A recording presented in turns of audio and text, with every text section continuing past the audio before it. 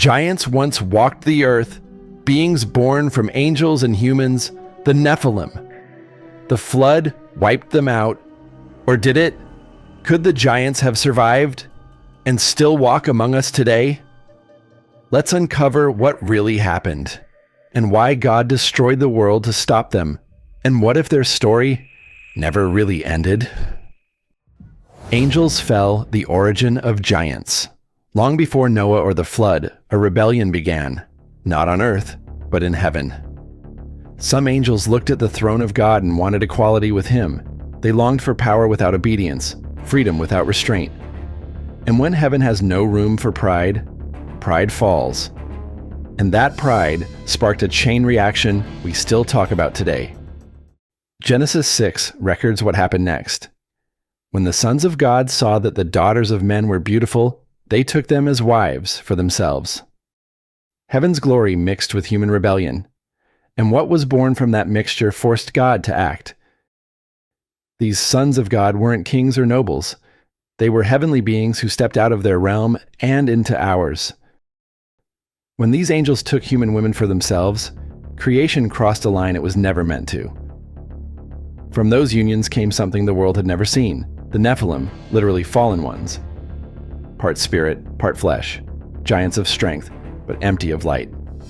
Ancient cultures called them titans or demigods, but the Bible calls them what they were, corruption made flesh. Heaven's glory mixed with human rebellion, and what was born from that mixture would force God to act. Forbidden union. Heaven breaks the law. But why was this union so serious? Serious enough for God to wipe out the world? Jude 1 verse 6 gives the answer. The angels who did not keep their proper domain but left their own abode, he has kept in chains until judgment. These beings defied God's boundaries. They merged the eternal with the mortal, the spiritual with the physical, creating a corruption that spread like infection. Pride made them believe they could rewrite creation itself, and humanity joined them. The Book of Enoch calls these angels watchers. Teachers who shared knowledge never meant for humankind. Forging of weapons, the art of enchantment, even cosmetics and vanity. These teachings come from ancient Hebrew writings outside the Bible. Stories that reflect what early readers believed the fallen angels had done. Civilization advanced overnight, but in all the wrong directions. People learned how to build empires, not hearts. How to shape iron, not character. The earth glittered with brilliance and drowned in blood. What began as curiosity became contamination. The Nephilim ruled through power and fear, twisting everything good into something violent. The world God called very good was now unrecognizable. And the countdown to judgment had begun. Before the flood, the world corrupted. Genesis 6 verse 11 says, "The earth was filled with violence." The word filled doesn't mean a few outbreaks of war. It means saturated. Violence was the atmosphere. It flowed through every city, every heart, every home. The Nephilim ruled as kings, half divine, half human, enslaving those who weren't like them. Their size gave them power. Their power gave them pride. And pride turned creation into chaos. They built monuments to themselves that touched the clouds. Temples carved in their image, idols sculpted to their strength. Humanity forgot who its creator was and started worshiping the corrupted version of his creation. Ancient myths remember them as titans, heroes, demigods, the mighty men of old. The same phrase the Bible uses to describe the ancient heroes of renown, but whose fame came from violence, not virtue.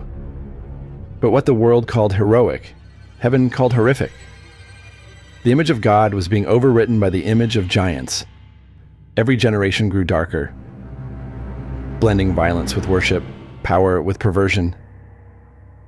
The Nephilim taught the world to glorify domination, not compassion. And so, the very breath of God, once filling Adam with life, was now drowned in blood. Evil didn't just exist anymore, it thrived. And as the world celebrated its own greatness, God prepared the one man who would survive its collapse. The flood, Heaven's final reset. While the world drowned in violence, one man was still building. Noah, the last righteous man on earth, a carpenter building salvation with his bare hands. The sound of his hammer echoed across valleys filled with corruption. Neighbors mocked him. Kings laughed. Giants sneered, watching from a distance.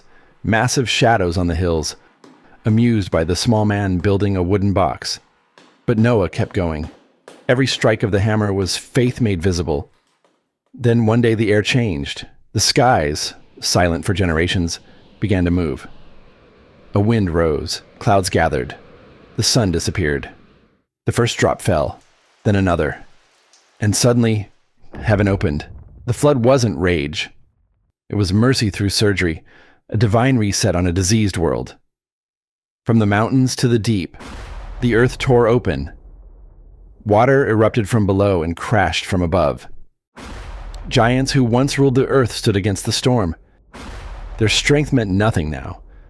Their height, their power, their weapons, useless against the flood of heaven. Cities built by Nephilim sank beneath roaring waves. Stone temples split apart. Thrones crumbled. The roar of giants turned into silence. The same water that judged the wicked lifted the ark. Inside, 8 souls, surrounded by the cries of a collapsing world. For 40 days, the rain didn't stop. Every tower of pride vanished beneath the flood. The waters rose higher than the tallest peak. And for the first time since creation, the world was quiet. Genesis 7 verse 23 says, "Every living thing on the face of the earth was wiped out. Only Noah was left." The ark floated alone, heaven's quarantine for life. Inside it, the heartbeat of a new world. Outside, the burial of an old one. And when the rain finally ceased, the sun broke through the clouds. The ocean became still, a mirror reflecting heaven again. The Nephilim were gone, their cities, their bones, their memory, buried beneath the deep. But evil has a way of surviving in whispers. And soon, those whispers would rise again. Giants return. After the flood. The rain stopped. The world was new. The giants were gone. But centuries later, their names appeared again. Numbers 13 verse 33 says, "We saw the Nephilim there, the descendants of Enoch who come from the Nephilim. We seemed like grasshoppers in our own eyes." Wait, what?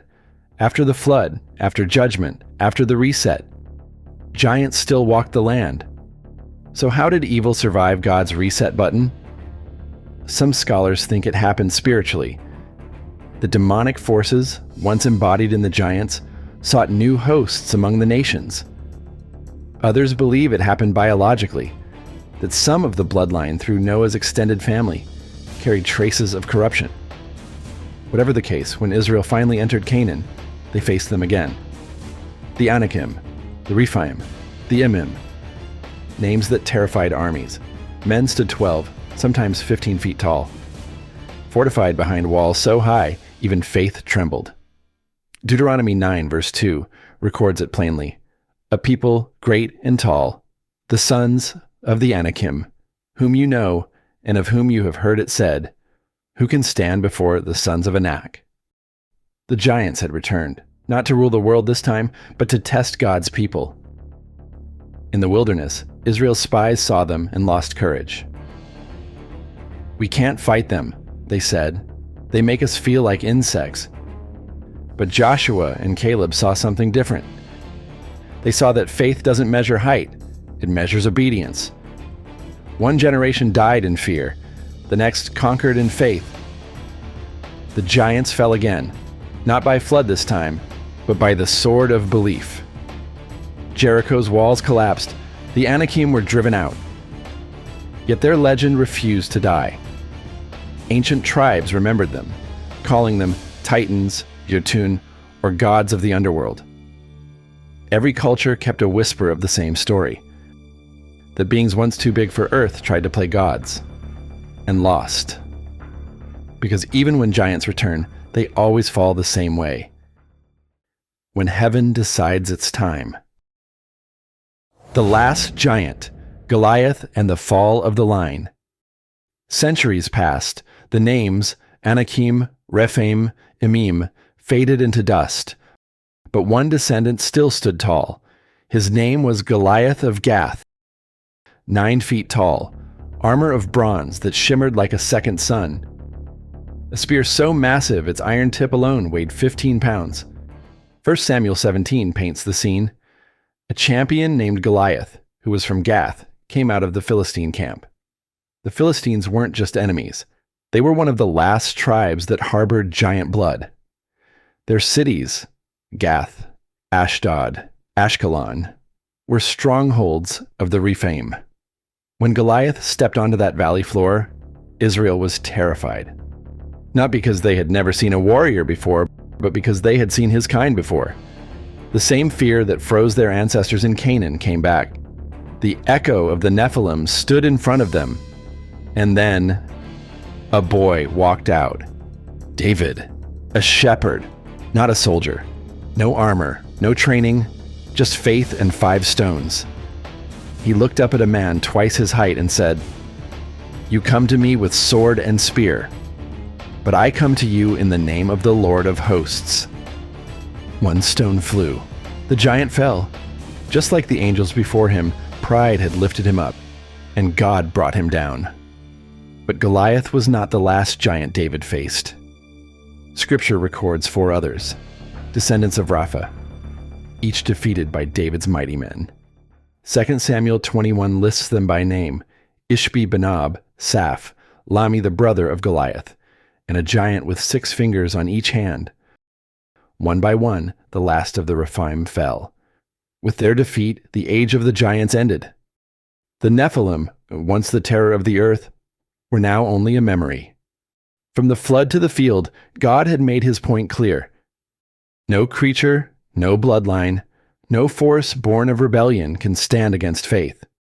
Because in every age, heaven still uses the small to defeat the mighty. The spirit of judgment, when heaven fights back.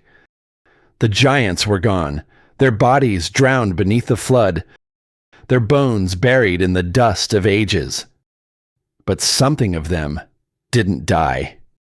Genesis tells us what happened to their flesh, but ancient Hebrew writings wondered what happened to their spirits.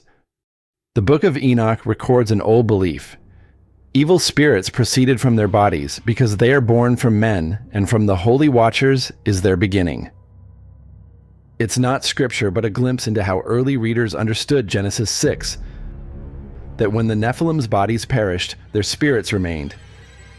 Twisted echoes of rebellion that could not rest. Half divine, half human, they belong nowhere. Not in heaven, not in Sheol. So they wandered, restless, seeking to inhabit flesh again. These became what Scripture calls unclean spirits. When Jesus walked the earth, those same voices still whispered through the possessed. "Have you come to destroy us before the time?" they cried. They remembered the flood, they remembered judgment, and they knew the same spirit was before them again, but now in flesh. Every healing, every exorcism, every command. "Be silent. Come out of him," was heaven reclaiming what rebellion had stolen. The spirit that once hovered over the waters in Genesis now moved through Jesus, cleansing hearts instead of worlds. Luke 10 verse 19 says, "I have given you authority to trample on serpents and scorpions and over all the power of the enemy." The flood purged the earth with water. Jesus purged it with the Spirit. And the same Spirit still moves today, judging darkness, breaking chains, and healing what evil broke.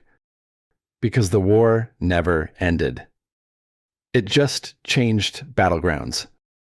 From the floodplain to the human heart. Still among us, the spirit of the Nephilim. So, did the Nephilim really come back? Physically, no evidence survives. Spiritually, maybe. Some scholars believe the demons Jesus cast out were their disembodied spirits. Restless, violent, rootless echoes of rebellion. Whether literal or symbolic, the warning stands. The same pride that made angels fall still tempts us today. Maybe the Nephilim aren't hidden beneath mountains or in secret ruins. Maybe their spirit survives in the same pride that built Babel, the same arrogance that forgets who breathes life into dust. We've traded the giants of flesh for giants of influence, ideologies, empires, algorithms, power without humility, knowledge without wisdom, creation without the Creator. The story of the Nephilim was never just about monsters. It was about what happens when power rises without purpose, when heaven's order is traded for human pride. The Bible ends where Genesis began. Heaven meeting earth the right way, not through corruption, but through Christ. The fallen may still whisper, but heaven still speaks louder. The Bible hides mysteries most people skip, but here we uncover everyone. Stay curious and subscribe before the next mystery surfaces.